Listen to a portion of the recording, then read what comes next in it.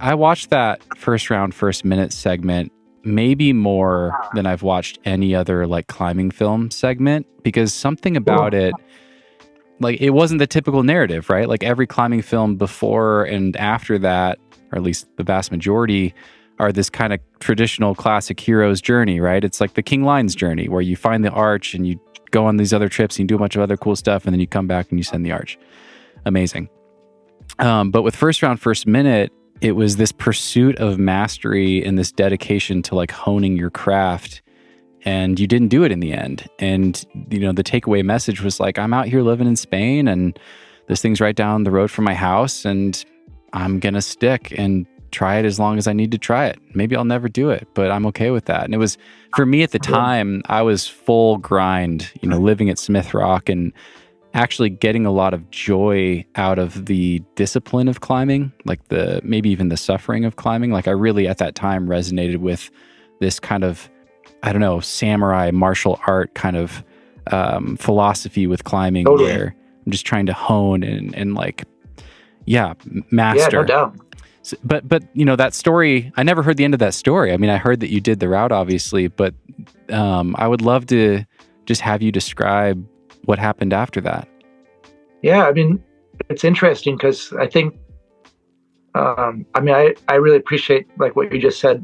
It's kind of like the martial art kind of thing. And I feel like climbing is very much like that. It's this discipline, you know, yoga, martial art, or something that you just continually, they're just like, you go deeper and deeper and kind of like continually sharpen your sword. And we go kind of like gradually from one step to the next, like, right. It's like this progression of taking our previous, knowledge and experience and applying that to the next thing and to the next thing and to the next thing. And that's just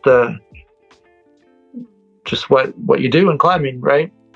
Moving to Catalonia, diving into like route development and kind of like a more formal approach to sport climbing. So like back when I did like biography, like I didn't even grade the thing. Like I just kind of like, I was in such a different headspace. But when I came to Catalonia, I had kind of really come full circle in the sense that like I climbed biography, and then I went on to, have these other experiences, and then that took shape into like climbing Espontas and all of that. But coming to Catalonia was like, all right, like I want to like embrace embrace sport climbing for what it is in this like more traditional fashion. And that's when I started grading things actually. Because obviously there's like, well, I think it's just a reality that some things are more difficult than others. And it's, like in the past, I'd never really wanted to like look at climbing as a sport. Like I felt like it was this activity, this kind of creative activity that happened to be like athletic.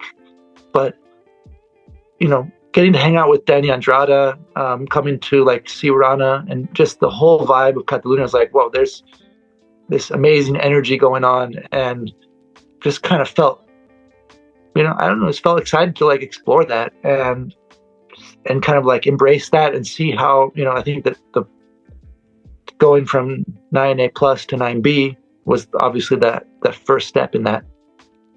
But anyways, along that trajectory of like, you just keep adding things up and trying to keep pushing things forward. It's based on like,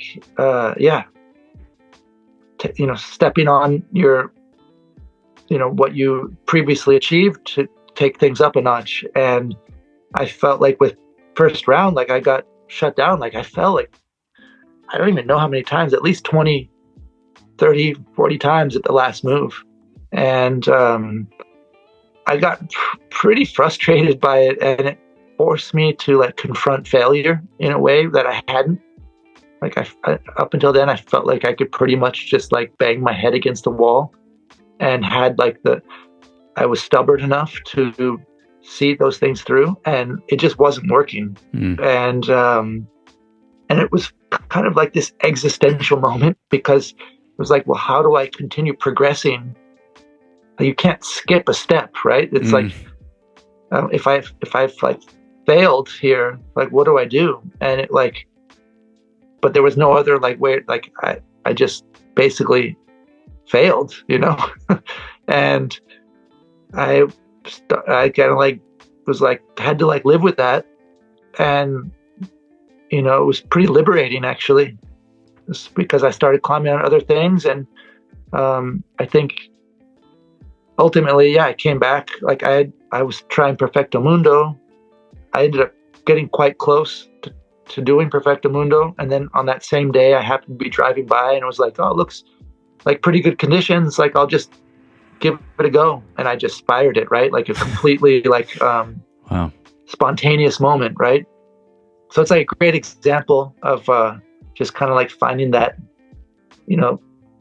disarmed situation, right? And where things can just flow. But yeah, like kind of confronting and accepting, being forced to kind of like embrace that failure, which I think is really powerful. And even though it's like hard for the ego, it's like very hard, but it's like, if you can do that, it's incredibly liberating. And, I was at the Olympics in Paris, and that was one of the things that I was so impressed by.